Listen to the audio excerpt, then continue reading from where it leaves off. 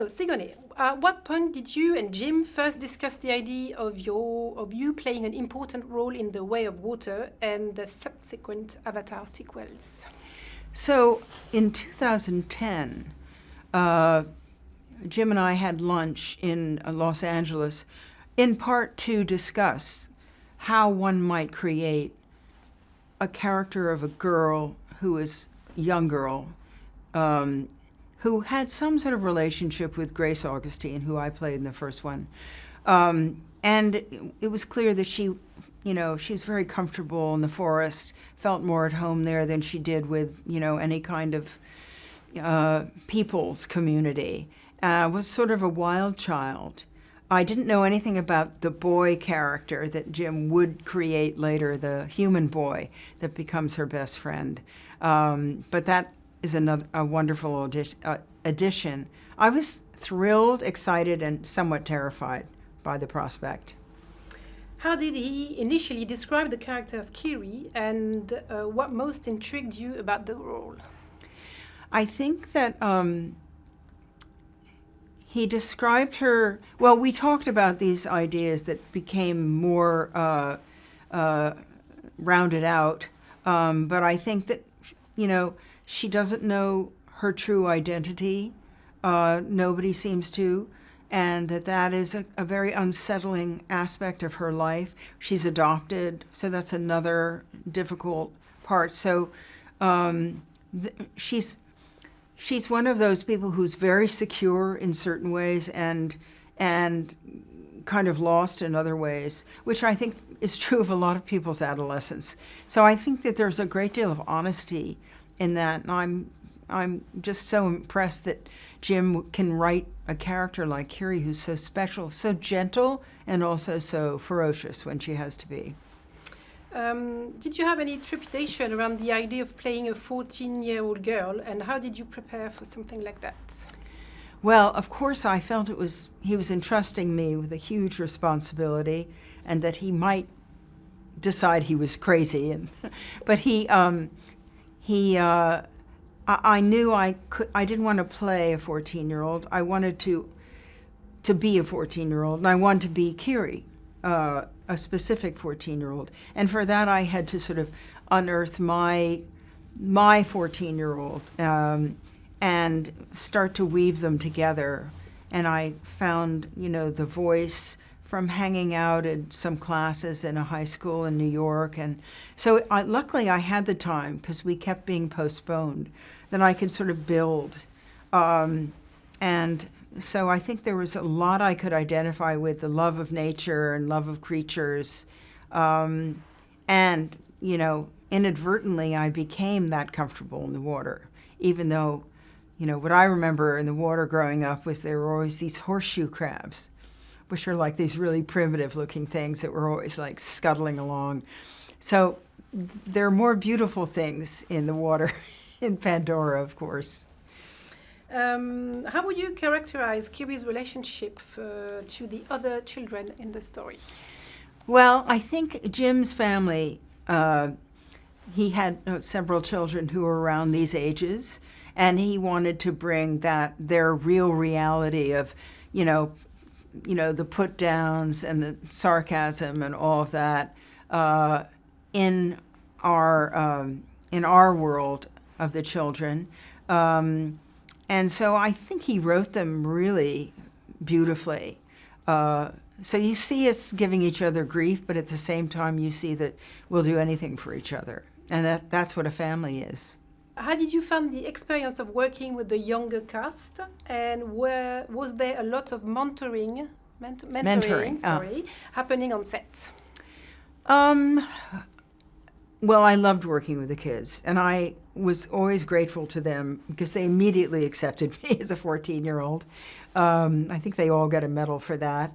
And I was particularly close to Trinity, who played my little sister, because Kiri and Took are very close. And then, Jack Champion plays Spider, who's my best friend. But I would never directly mentor anyone. I think that it was if I mentor at all, because I've been in the business for so long, I come from the theater, so I was inadvertently mentored to be on time, to be prepared, to know my lines, to take it very seriously, still have fun, all those things. And so in that sense, I think I was a very stabilizing influence to be in that group. All the kids did great, and they're each such individuals, and they all have very strong parents. So I didn't ever feel, I think probably I'll continue to be good friends with Trinity, and I think we will stay in touch, and if she has any questions that I can be helpful with, I'll certainly, share with her. With Neytiri, Kiri, and Ronald, we're seeing more compelling female characters in the Avatar universe. Could you speak to the way Jim foregrounds strong women in his storytelling? I think Jim loves women, thinks of women as very strong. I mean, he created the, more extended Ripley, But I think Ronald is a very powerful character. A very upfront character who doesn't want us there. Neytiri's strong because she's so vulnerable and yet does what she needs to do. And I think that he was delighted to add more women characters. He's so good at creating characters. He must somehow have all these other kinds of women in his life. He's very close to his mother and his family and his family as a father, and I think he put all those different colors in these relationships for real. What training did you undergo to perform the underwater performance capture, and what was that experience like acting underwater? Well, one of the things you noticed when you read the script was that a good 75% of it seemed to be underwater. And luckily, Jim never asks you to do something that he doesn't make sure you can be ready for. So he hired an extraordinary teacher, Kurt Crack, to sort of teach us the elements of free diving, how to hold our breath, how to work underwater so that our faces were relaxed and it looked like our element. And so, it took us a number of months, a year really, to get to the point where we could shoot. And we needed that time. And when I watch the movie, I can see that we are comfortable underwater. It is our element. So Jim's direction worked, Perfect. How would you describe your on-set relationship with Jim at this point, given that you've known each other for so long and have worked together often? It's very playful. We tease each other. And he had this desk on the side that was called Jim's desk, and it was covered with a piece of paper, and it said Jim's desk on it, only his stuff. And you're often over there talking to Jim right by the screen where you can sort of see a roughed out version of what's going on. And I put my coffee cup down one day and he said, "This is my desk." And I said, "You know what? You have all this space. I'm going to just take a corner for myself." And I took a crayon and I made a kind of square. And I said, "This is my space. And if I have a cup, I can put it down on this space." So I think we give as good as we get. What sets New Zealand, the country, apart from other filmmaking locations? Well, it's such an extraordinarily beautiful country. I did all my performance capture on an empty set in Manhattan Beach. So I only went to New Zealand we shot a little bit of 4 there that I was in. And so I think what's great is it has a really good